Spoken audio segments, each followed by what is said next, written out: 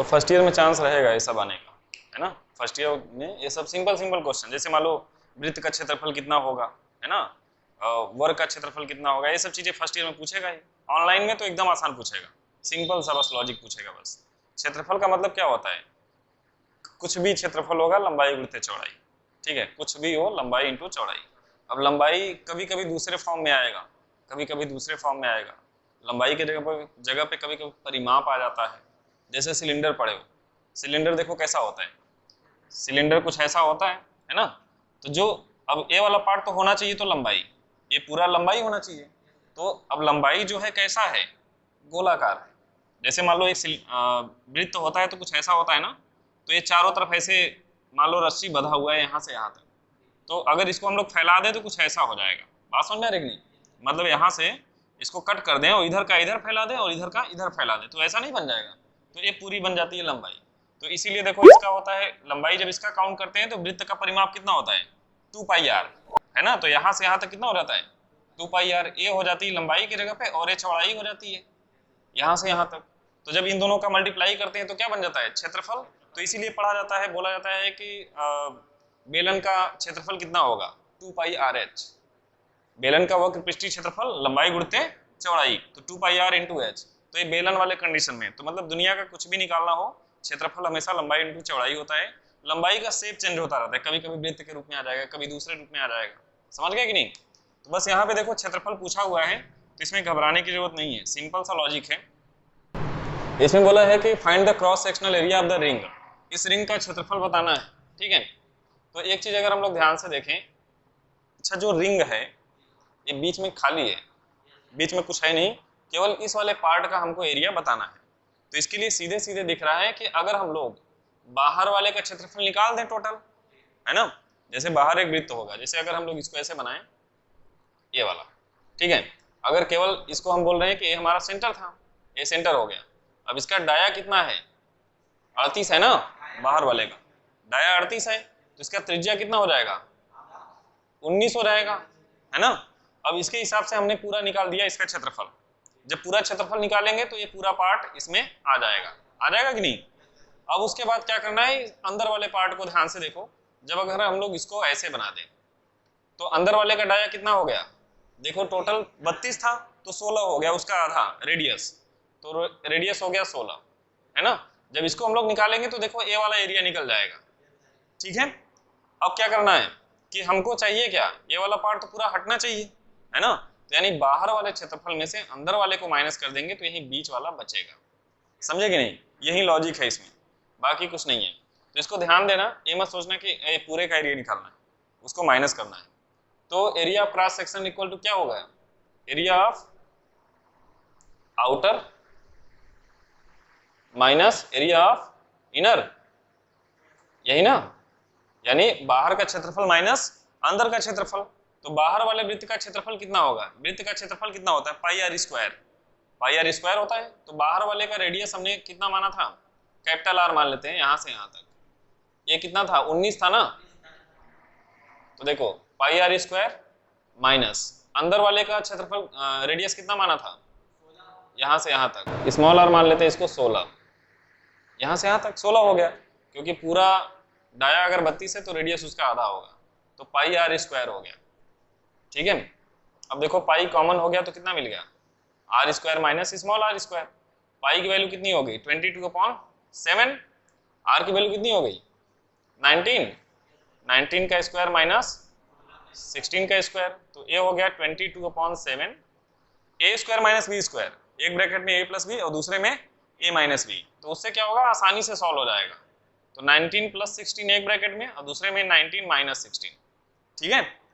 अब देखो कितना आ गया 22/7, इन दोनों को ऐड करेंगे तो 19 × 25 10 35 आएगा, और माइनस करेंगे तो 3, 7 से कटेगा कितनी बार में 5 बार में, 22 × 5 110 का गुणा 3 में किया तो 330 mm स्क्वायर।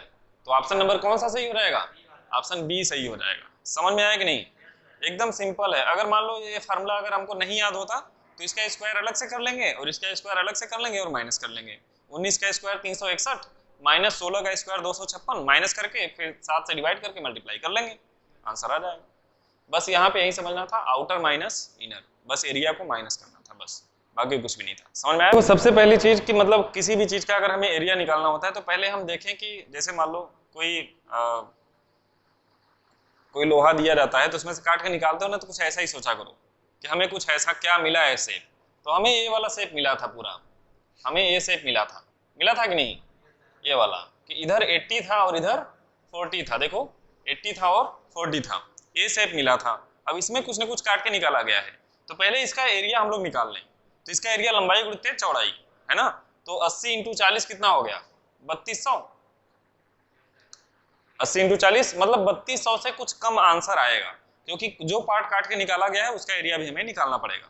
तो देखो पार्ट कौन सा काट के निकाला गया है, ये वाला। इसको देखो अभी साइड में बनाते हैं, कुछ ऐसा है, देखो यही है ना, यही पार्ट है जो काट के निकाला गया है। सही बात है कि नहीं, ये लो दिख गया। अब ये हो गया 40 और ये है 20, और इसके बीच में जो हाइट है वो कितनी है, 20 है। देख लो ये वाली हाइट, यही तो है बीच की हाइट। तो जो ए शेप होता है इसको क्या बोलते हैं, समलंब, समलंब चतुर्भुज। बताया था इसका area half into sum of parallel side into distance between them, मतलब हाफ इंटू समांतर भुजाओं का योग इंटू उनके बीच की दूरी यानी ऊंचाई। तो देखो इसका एरिया जब निकालोगे तो क्या हो जाएगा, half sum of parallel side, मतलब समांतर भुजाओं का योग। देखो ये भुजा इसके समांतर है ना, तो इन दोनों को जोड़ दो, तो 40 20 कितना हो गया, 60। अरे 40 20 60, ठीक है। अब उसके बाद इन दोनों के बीच में कितनी दूरी है, 20, ठीक है। जब इसको सॉल्व किया तो कितना हो गया, 30, यानी टोटल मल्टीप्लाई किया तो 600। अब यही पार्ट इसमें से काट के निकाला गया है, ये वाला पार्ट निकाल दिया गया है ना, तो 3200 टोटल था, इसको माइनस कर दो, तो 600 माइनस कर दिया तो कितना हो गया, 2600, ठीक है। 2600 हमारा आंसर हो गया, तो ऑप्शन नंबर डी सही हो गया। तो मतलब कोई भी एरिया निकालना होगा तो ये थोड़ा सा कॉमन सेंस लगाया करो, आ जाएगा। समझ में आया कि नहीं? What is the area of surface, हमें इसका एरिया बताना है, ठीक है। तो एरिया जैसे मान लो इरेगुलर सरफेस है तो रेगुलर नहीं है, जैसे अगर रेगुलर होता तो ये क्या होता, वृत्त होता पूरा का पूरा। इरेगुलर है मतलब उसमें कुछ ना कुछ कटपिट किया गया है। तो सबसे पहले रेगुलर वाले का देखें तो हमें एक वृत्त पूरा का पूरा दिख रहा है ना, तो वृत्त का क्षेत्रफल पहले निकाल लेते हैं। जैसे ए वाला पूरा हमें वृत्त दिख रहा है कि नहीं, तो इसका पूरा क्षेत्रफल निकाल लेते हैं। फिर ये जो पार्ट कट के निकला हुआ है उसका भी निकाल लेंगे। तो इस वाले का जब क्षेत्रफल निकालेंगे तो वृत्त का क्षेत्रफल कितना होता है, पाई आर स्क्वायर, यही होता है। अब देखो पाई की वैल्यू हो गई 3.14 रख रहे हैं, क्यों रख रहे हैं, यहाँ पे देखो 100 दिया हुआ है तो आराम से पॉइंट हट जाएगा, है ना। आर की वैल्यू देखो 100 और स्क्वायर है तो इंटू 100। अब एक पॉइंट से 2 जीरो कैंसिल हो गया, एक पॉइंट से देखो 2 जीरो कैंसिल हो गया, तो 314 और 2 जीरो बच गया ना, तो इतना mm स्क्वायर आ गया। अब जो भी आंसर होगा इसके नीचे ही होगा और सारा आंसर उसके नीचे ही दिया हुआ है, ठीक है, क्योंकि इसमें से कुछ ना कुछ माइनस करना है। अब जो पार्ट माइनस करना है उसको ध्यान से देखो, ये वाला पार्ट है माइनस करना, इस वाले पार्ट को हटाना है ना, तो ये भी तो वृत्त का ही एक पार्ट है, तो इसी को बोलते हैं सेक्टर। क्या बोलते हैं, सेक्टर। और सेक्टर जो होता है वृत्त का ही एक पार्ट होता है। तो वृत्त का जो क्षेत्रफल है वो कितना है, पाई आर स्क्वायर, यही है ना। अब इसी क्षेत्रफल का एक हिस्सा है, पार्ट है, तो ये जो पार्ट है वो कितना है, कितने डिग्री के लिए है, 45। तो फार्मूला बस ऐसे लग जाता है, थीटा इंटू थीटा अपॉन 360। देखो टोटल एंगल कितना हुआ, 360। एक पॉइंट पे पूरा एंगल कितना होता है, 360 होता है। तो 360 एंगल पूरा बन रहा था, उसमें से कितने एंगल की बात हो रही है, केवल थीटा की बात हो रही है। तो फार्मूला देखो वही था, पाई आर स्क्वायर होता ही होता है। अब जितने एंगल की बात होगी उतना, और टोटल एंगल तो थीटा अपॉन 360। अब देखो पाई आर स्क्वायर की वैल्यू तो निकाल के बैठे हो, है ना, पाई आर स्क्वायर की वैल्यू तो निकली हुई है। अब थीटा की वैल्यू कितनी है, 45, और ये हो गया 360, और पाई आर स्क्वायर कितना है, 31400, यही है ना।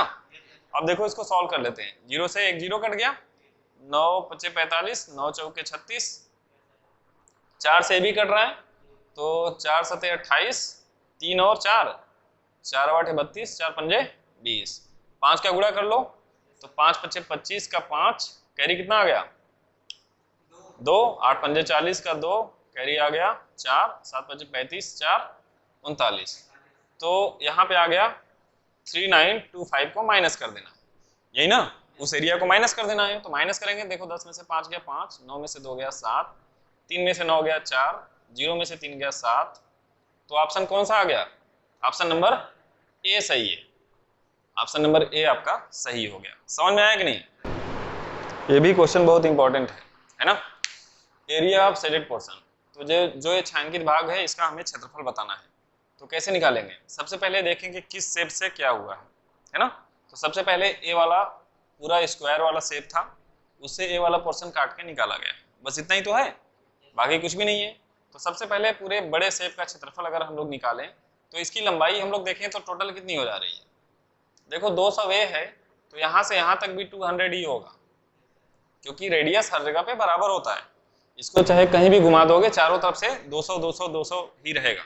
तो 200 ए हो गया प्लस 100 ए हो गया, तो टोटल कितना हो गया? 300 हो गया। यहाँ बात समझ में आ गई? अब ए स्क्वायर है, स्क्वायर का मतलब जिसकी सभी भुजाएं बराबर होती हैं। तो 300 इधर है तो 300 ए भी तो हो गया। ठीक है, अब इस पूरे का क्षेत्रफल आप निकालेंगे तो लंबाई गुणित चौड़ाई है ना। तो क्षेत्रफल कितना आ जाएगा? 300 इंटू 300 आ गया, यानी टोटल 3 त्रिक के 9, 4 जीरो है तो 4 जीरो, ये हो गया टोटल क्षेत्रफल। समझ में आया कि नहीं? अब उसके बाद क्या किया गया है? इस वाले पोर्शन को काट के निकाला गया है। तो वृत्त का एक हिस्सा है, कौन सा हिस्सा है? चौथा, है ना। जैसे अगर एक वृत्त खींचोगे तो इसका ये चौथा ये वाला पार्ट है, देखो यही वाला पार्ट तो है। तो पूरे वृत्त का क्षेत्रफल कितना होता है? पाई आर स्क्वायर, अभी पढ़े थे, यही होता है। अब इसका ये चौथा हिस्सा है तो इसको 4 से भाग कर दीजिए, चौथा हिस्सा हो गया, है कि नहीं। बस इसको अब सॉल्व कर लेते हैं। पाई की वैल्यू कितनी है? 3.14 रखते हैं। क्यों रखते हैं? क्योंकि आर हमें 200 दिया हुआ है, तो पॉइंट से हट जाएगा 2 जीरो। तो आर की वैल्यू कितनी होगी? 200 इंटू 200 डिवाइड बाई कितना है? 4। 2 से कट करेंगे तो 100 हो जाएगा, 2 से कट करेंगे तो ये भी 100 हो जाएगा। अब 2 जीरो से पॉइंट कट हो गया। अब 314 का 100 में गुणा करेंगे तो कितना हो जाएगा? 3 1 4 डबल जीरो हो जाएगा। हो जाएगा कि नहीं? बस इसको माइनस कर लीजिए। 0 0, 10 में से 4 गया 6, 9 में से 1 गया 8 और 8 में से 3 गया 5। तो ऑप्शन नंबर कौन सा सही हो गया? ऑप्शन नंबर डी आपका यहाँ पे सही आंसर हो जाएगा। समझ में आया कि नहीं? बिल्कुल एकदम बेसिक है यार, कुछ भी नहीं है इसमें। ठीक है, ये क्वेश्चन बहुत ज्यादा पूछा जाता है आईटीआई वालों में, सबसे ज्यादा पूछा जाने वाला क्वेश्चन। मतलब ये नहीं क्वेश्चन है, ठीक है, क्वेश्चन बहुत सारे हो जाएंगे। जैसे a plus b plus c का होल स्क्वायर हो गया, a plus b plus c का होल क्यूब हो गया, ठीक है, a plus b minus c का होल स्क्वायर हो गया, a cube plus b cube का हो गया। तो देखो एक जादुई चीज समझो, फार्मूला याद नहीं रहेगा फिर भी सॉल्व हो जाएगा। ठीक है, अब उसका नाम क्या है? Value putting method. तो थोड़ा सा अपने दिमाग का इस्तेमाल करेंगे, वैल्यू को पुट करेंगे, आंसर अगर सही आ गया तो सही है, अदरवाइज गलत है। ठीक है, कोई भी फार्मूला हो गया, आपसे क्वेश्चन कुछ भी पूछ सकता है। क्वेश्चन देखो क्या पूछ सकता है? ए प्लस बी का होल क्यूब, है ना, ये पूछेगा। ए प्लस बी प्लस सी का होल क्यूब, ये पूछेगा। ए प्लस बी माइनस सी का होल क्यूब पूछेगा। ए माइनस बी माइनस सी का होल क्यूब पूछेगा। सबके लिए यही ट्रिक काम करेगी, जो ट्रिक मैं बताने वाला हूँ। ठीक है, तो इस तरह का एक क्वेश्चन 100% आएगा एलजेब्रा में, है ना, चाहे वो सेकंड ईयर का हो चाहे फर्स्ट ईयर का हो, क्वेश्चन जरूर मिलेगा। क्योंकि मैंने देखा है ना बहुत सारे पेपर्स में ये क्वेश्चन एकदम भरा हुआ है, होल स्क्वायर पूछ ले रहा है, ए प्लस बी का होल स्क्वायर, फार्मूला याद ही नहीं है। फार्मूला नहीं भी याद है तो भी दिमाग लगाओ, आ जाएगा। ठीक है, अब देखो क्या करेंगे। अब ट्रिक यहाँ पे क्या है? ट्रिक का नाम है value putting method. Value putting method. अब ये चीज क्या है वैल्यू पुटिंग मेथड? कि मतलब वैल्यू को पुट करना है, अगर left hand side right hand side के इक्वल आ गया तो फार्मूला सही है, अदरवाइज गलत है। ठीक है, तो वैल्यू पुटिंग मेथड में मतलब ये तो अपने दिमाग की उपज है कि वैल्यू आप क्या पुट करना चाहते हो। ठीक है, तो ज्यादा हम लोग के लिए सही रहता है कि 1 पुट करें तो आराम से सॉल्व हो जाता है, क्योंकि 1 का स्क्वायर 1 ही होता है। 2 अगर पुट करोगे तो 2 का स्क्वायर 4 लिखना पड़ेगा, तो ज्यादा सही है 1 पुट करो, ज्यादा सही है ना। तो हम यहाँ पे जैसे इस क्वेश्चन को अगर हमें चेक करना है तो हम क्या करेंगे? ए के जगह पे 1 रख लें, बी के जगह पे भी 1 रख लें और सी के जगह पे भी 1 रख लें। ठीक है, अब देखो ध्यान से, जब यहाँ पे रखेंगे तो 1 + 1 2 और 2 - 1 1 और 1 का स्क्वायर कितना? 1। अब देखो यहाँ से पता चल गया कि इधर से 1 आया है। अब जिस ऑप्शन में वैल्यू रखने पे 1 आएगा वही सही है, समझे कि नहीं? तो अब यहाँ पे देखो ध्यान से, 1 का स्क्वायर 1 होगा, +1 होगा प्लस 1 होगा, देखो ध्यान से, 1 का स्क्वायर 1 का स्क्वायर 1 का स्क्वायर, तो 3 तो यहाँ तक मिल गया, अब plus 2 into 1 into 1 plus 2 into 1 into 1 minus 2 into 1 into 1, सबके जगह पे 1 बस मैंने रख दिया है बस। तो यहाँ पे ध्यान दो, 1 1 1 3 3 2 कितना हो गया 5, क्योंकि देखो गुणा करोगे तो 1 ही तो आएगा, अब 5 प्लस 2 करोगे तो 5 प्लस 2 कितना हो जाएगा 7, और 7 में से 2 माइनस करेंगे तो 5, तो 5 आया, तो ये क्या हो गया गलत हो गया, है कि नहीं, 1 आना चाहिए ना, 1 आना चाहिए। अब यहाँ पे देखो 1 1 1 3 हो गया, 3 में से 2 माइनस करेंगे, क्यों देखो माइनस है तो माइनस करेंगे ना, तो 3 माइनस 2 करेंगे तो 1, 1 में से 2 माइनस करेंगे तो -1, और फिर -1 में माइनस करेंगे -3 हो जाएगा, मतलब ये वाला भी गलत हो गया, समझे कि नहीं। अब यहाँ पे देखो 1 1 1 3 हो गया, 3 प्लस 2 कितना हो गया 5 में 2 जोड़ा 7, 7 में 2 ऐड किया 9 हो गया, ये भी गलत हो गया, है ना।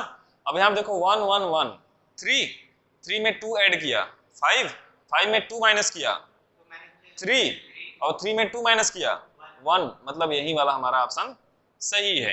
देखो फार्मूला याद नहीं था फिर भी जज कर लिया ना कौन सा सही है, तो इसको बोलते हैं दिमाग का खेल, हाँ, दिमाग है तो आ जाएगा, ठीक है। अब ऐसा नहीं है 1 1 1 रखेंगे तभी आएगा, इसको 1 1 रखें, इसको 0 कर दें तो भी आंसर आएगा। देखो 1 1 कितना हुआ 2, और माइनस 0 कर दिया तो 2 हुआ, अब 2 का स्क्वायर कितना हो गया 4 हो गया, तो 4 आना चाहिए।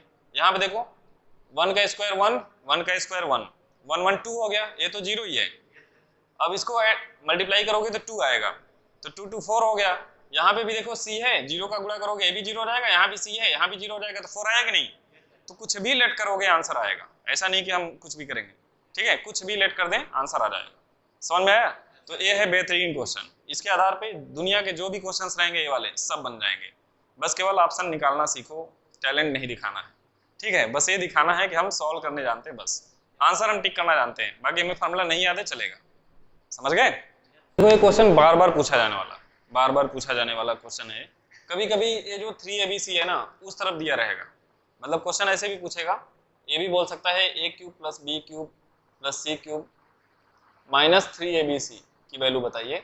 कभी कभी इस तरफ, अगर इस तरफ रहेगा तो इधर नहीं दिया रहेगा, है ना, और अगर इधर नहीं दिया है तो इस तरफ रहेगा, मतलब ये क्वेश्चन बार बार पूछा जाने वाला है। मान लो फार्मूला नहीं याद है और 99% लोगों को नहीं याद रहता है, a प्लस बी का होल स्क्वायर तो याद रहता नहीं है, a प्लस बी का होल क्यूब तो याद रहता नहीं है, ये कहाँ से याद होगा, ठीक है। तो बस अपना तरीका वही है, वैल्यू पुटिंग मेथड, वैल्यू को पुट करेंगे और ऑप्शन को वेरीफाई कर लेंगे सही है कि गलत है। तो यहाँ पे देखो सबसे सही है कि हम क्या करें, किसी एक की वैल्यू पुट कर लें 1 और बाकी सबको 0 कर दें, है ना, b को 0 कर दें और c को भी 0 कर दें, है कि नहीं। तो a की वैल्यू को 1 रख दें, क्या सबकी 0 पुट करके चेक ना करें, खतरा हो सकता है, क्योंकि सब 0 ही रहेगा तो सब में 0 आएगा तो मतलब क्या रहेगा, किसी एक की वैल्यू तो मानना ही पड़ेगा, है ना। तो a की वैल्यू को हम 1 लेट कर लेते हैं, b की वैल्यू को 0 कर लेते हैं और c की वैल्यू को भी 0 कर लेते हैं, जहां पे b होगा वहां 0, जहां पे a होगा वही हमारा आंसर है। तो देखो यहाँ पे 1 का क्यूब प्लस 0 का क्यूब प्लस 0 का क्यूब, तो कितना मिलेगा, 1 का क्यूब 1 ही होगा ना, तो मतलब हमें 1 लेके आना है ऑप्शन में, चेक करना है, ठीक है। तो अब यहाँ पे ध्यान से देखो, अगर यहाँ पे देखो 1 आएगा, 1 प्लस 0 यानी 1 इधर से मिला, अब यहाँ पे देखो 1 प्लस 1 2 हो गया, अब ये वाला तो वैल्यू 0 हो गया, है ना, सही है ना, ठीक है। अरे ए वाली वैल्यू तो 0 ही है और ए भी वैल्यू 0 है, ध्यान से ऐसे लिखते चलते हैं, 1 प्लस 0 देखो 1 0 0, अब इन दोनों का मल्टीप्लाई करेंगे तो 0, इन दोनों का मल्टीप्लाई करेंगे तो 0, इन दोनों का मल्टीप्लाई करेंगे तो 0 मिलेगा ना। अब प्लस यहाँ भी ए बी दिया है तो 0, तो यहाँ पे कितना मिल रहा है, 1 यहाँ पे है 1 यहाँ पे है, तो 1 इंटू 1 कितना हो जाएगा 1 आएगा ना। अब देखो यहाँ पे एक चीज समस्या हो जाएगी, इसमें भी 1 आएगा और यहाँ पे भी देखें, यहाँ पे देखें तो यहाँ पे भी 1 आ जाएगा, है ना। तो हम क्या करें, कुछ और वैल्यू और पुट करें, क्योंकि दो जगह पे मैच करने लगा, तो कभी कभी ऐसा भी होगा, तो हम b को भी 1 मान लेते हैं और c को भी 1 1 ही लेके चलते हैं, ठीक है, 1 1 लेके चलते हैं। तो अब यहाँ पे देखो a भी 1 हो जाएगा, a भी 1 हो जाएगा, 1 1 1 3 हो गया, यहाँ पे देखो ये 1 1, इधर भी 1 आएगा, 1 आएगा, और यहाँ भी 1 आएगा, और यहाँ पे 3 आएगा। ठीक है, देखो ये 3a हो गया, इन सबको जोड़ेंगे तो 1 2 3 4 5 6, तो 6 3 जा 18, क्योंकि मल्टीप्लाई है ना बीच में 18, और 18 में 3 ऐड किए तो 21 आया, तो मतलब ये तो गलत हो गया।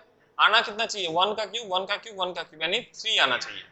ठीक है, पहला गलत हो गया। अब यहाँ पे देखो 1 + 1 - 1, यानी कितना मिला, 1 यहाँ से मिल गया, है ना। अब यहाँ पे देखो 1 1 1 3 -1 -1 -1, तो 3 - 3 0 हो गया पूरा, ये पूरा 0 हो गया, और यहाँ पे जब 1 रखेंगे तो यहाँ से मिलेगा -3, हमको तो प्लस लेके आना है, तो ये भी गलत हो गया, सही है ना। अब यहाँ पे देखो 1 + 1 + 1, यहाँ से कितना मिल गया, 3 × 1 1 1 -1 -1 -1, तो 1 में से सब घटाओगे तो ये 0 आ जाएगा इधर। देखो 1 - 1 1 -1 1 -1 0 हो गया, तो ये पूरा टर्म 3 × 2 करेंगे तो ये पूरा का पूरा इधर वाला 0 हो गया पोर्शन। अब इधर वाले को देखें तो क्या आएगा, +3, मतलब यही वाला हमारा ऑप्शन सही है। ठीक है, अब इस वाले में चेक करेंगे तो 1 1 1 3 हो गया, मल्टीप्लाई 1 1 1 3 4 5 6, तो 6 3 जा 18, -3 करेंगे तो 15 आएगा। ठीक है, तो ऑप्शन नंबर कौन सा सही हो गया, सी वाला सही है। ठीक है, और ये फार्मूला हमेशा याद होना चाहिए।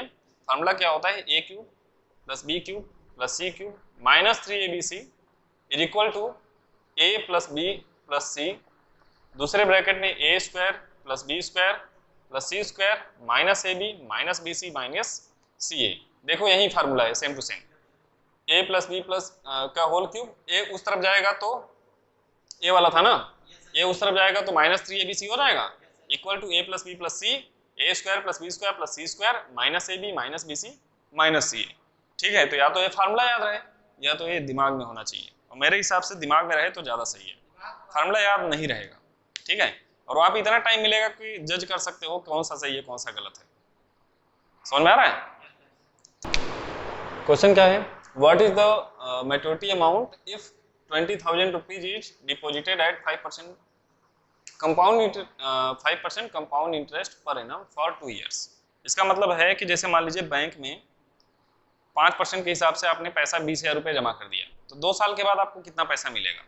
ठीक है, तो बैंक जो है ब्याज पे ब्याज देता है या नहीं देता है वो तो डिपेंड करता है कि कौन सा बैंक है। तो बैंक का छोड़िए, पहले के जो साहूकार थे वो यही करते थे, जब किसान जाता था उधार लेने के लिए तो क्या करते थे, उसको बोलते थे कि हम तुमको कंपाउंड इंटरेस्ट पे देंगे, चक्रवृद्धि ब्याज पे, साधारण ब्याज नहीं लगाएंगे, चक्रवृद्धि ब्याज लगाएंगे। वो चक्रवृद्धि क्या होता है, चक्र की तरह घूमता रहता है, मतलब ब्याज के ऊपर भी ब्याज लेंगे। जैसे 10,000 रुपये दे दिए, 10% के हिसाब से दे दिए, एक महीने में 10,000 का अगर 10% निकालेंगे तो 1,000 रुपये हो गया, और वो लोग का ईयरली नहीं होता था, मंथली बढ़ता था चार्ज। उसी वजह से किसानों का जमीन जब्त कर लेते थे, वो ब्याज चुका ही नहीं पाते थे, मूलधन कब चुकाएंगे, है कि नहीं। तो 10,000 रुपये का 1,000 रुपये ब्याज हो गया, अब अगले महीने में कितना हो गया, 11,000 हो गया।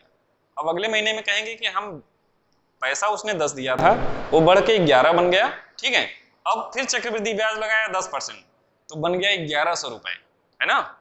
11,000 का 10% 1,100 रुपए। अब 1,100 रुपए और जोड़ दिया, तो 11,000 था, 1,100 और जोड़ दिया, तो 1,000 और जोड़ दो, 12,000 हो गया। ठीक है, अब फिर प्लस में 100 रुपए और जोड़ दो, तो 12,100 रुपए हो गया। अब जैसे ही दूसरा महीना हुआ 12,100, सोचो 10,000 रुपए दिया था, वो 12,100 यानी 2,100 रुपए का उसको प्रॉफिट हो गया। फिर तीसरा महीना आएगा तो 12,100 पे ब्याज लेगा, अब 10,000 पे नहीं लेगा, 12,100 पे लेगा, मतलब चक्रवृद्धि ब्याज, यही है कंपाउंड इंटरेस्ट। ठीक है, तो अब यहाँ पे क्या हुआ कि 20,000 रुपए जमा किया गया है, 2 साल में पूछा गया है कि कितना पैसा मिलेगा, तो अगर दिमाग से अगर सोचोगे तो आ जाएगा। अच्छा 10% का मतलब, लॉजिक मैंने बताया था, 10% का मतलब 10 से भाग, 10% का मतलब होता है 10 से भाग करना। जैसे मान लो ये 20,000 रुपए है, 20,000 को 10 से भाग करोगे तो मिलेगा 10%, तो 20,000 का अगर 10% कोई पूछे तो 10 से भाग का मतलब एक जीरो हटा दो, अरे डिवाइड में 10 आएगा तो मतलब एक जीरो से एक जीरो काट दो, है कि नहीं। तो 20,000 का 10% कितना हुआ, 20,000 का 10% कितना हुआ, 2,000 यार, 10 से भाग करोगे एक जीरो हटा दो, 2,000 रुपए हो गया। मगर इसने बोला क्या है 5%, तो जब 10% 2,000 रुपए है तो 5% 1,000 रुपए हुआ, यानी टोटल 1 साल के बाद इसको पैसा कितना मिलेगा, 20,000 तो ये मिलना ही मिलना था, और 1,000 रुपए ब्याज का बन गया, है ना? तो कितना हो गया? 21,000 रुपए हो गया। 21,000 रुपए हो गया। अब साहूकार क्या करेगा? अब अगले साल फिर आ गया ड्यू लेने के लिए, तो अब इस पे भी 5% लेगा। तो सबसे पहले इसका 10% कितना होगा? इसका 10% कितना होगा? अरे यार एक जीरो हटाओ, 2100 रुपए, 2100 रुपए, 2100 रुपए होगा तो 5% उसका आधा करो, तो 2100 का आधा कितना हो जाएगा? 1050 रुपए, है ना? तो अब क्या करेगा, समझ में आ रहा है कि नहीं? 1050 रुपए और ऐड कर दिया, तो 0502, तो ऑप्शन कौन सा हो गया? 22,050 रुपए 2 साल बाद उसको मिलेगा। तो ऑप्शन नंबर बी सही हो गया। बात समझ में आई कि नहीं? तो ये होता है लॉजिकल क्वेश्चन, ये मतलब सोच के ऐसे कर सकते हो, ठीक है? 10% का मतलब होता है 10 से भाग करना। कोई भी अमाउंट दिया गया है उसको 10 से भाग करो। 10 से भाग का मतलब होता है एक जीरो हटा दो। तो 20,000 रुपए था, एक जीरो हटा दिए, 2,000 रुपए मिला, 10% की वैल्यू हो गई 2,000। तो 5% पूछा है ना, तो 5% की वैल्यू हो गई 1,000। 20,000 रुपए पहले से दिया था, 1,000 रुपए ब्याज हो गया, तो 21,000 रुपए हो गया। एक साल बाद अब उसको हो गया 21,000 रुपए, है ना? फिर 10% निकाला उसका, तो हो गया 2100 रुपए।